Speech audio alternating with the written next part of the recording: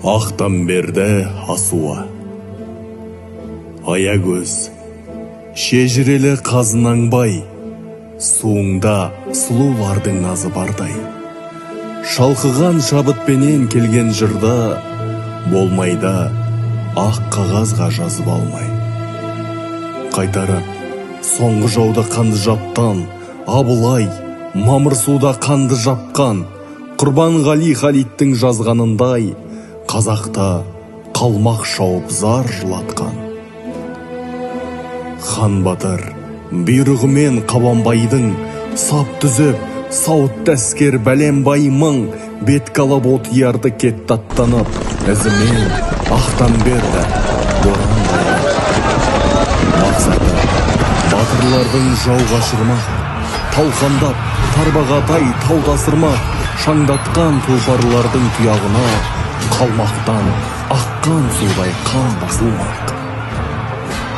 Ақтастан асқан кезде қол көрінді, қаптаған қара құрттай мол көрінді, жаңғыртып аспан астын жердің үстін алдыға дауыл паздар өңгерілді.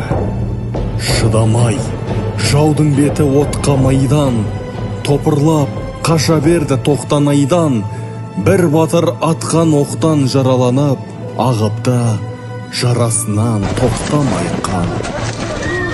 Сонда да жігіт екен әрі мақта, қолынан талай қалмақ қырылыпта, жеткенде бір төбеге әлі құрып, ат жалан құшып барып жығылыпты. Жас жігіт батыр мінез аңғал екен, жыраудың Ақтамберді сардар екен, сүйегін сөре жасап қойған төбе, атанып сөрелі деп қалған екен. Жазық жер боялған соң қызылқан боп, сол өлкі атаныпты қызыл жал деп. Жарала жас батырлар көп болса да, қамала намысының бұзылған жоқ. Шашылып жау сүйегі әр асуда, құзғындар қаптап ұшып таласуда, төгілген қызылғанның көптігінен ағыпты қып-қызыл боп қарасуда.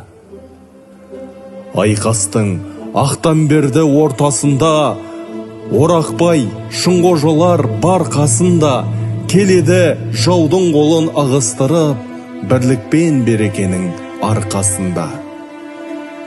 Батырға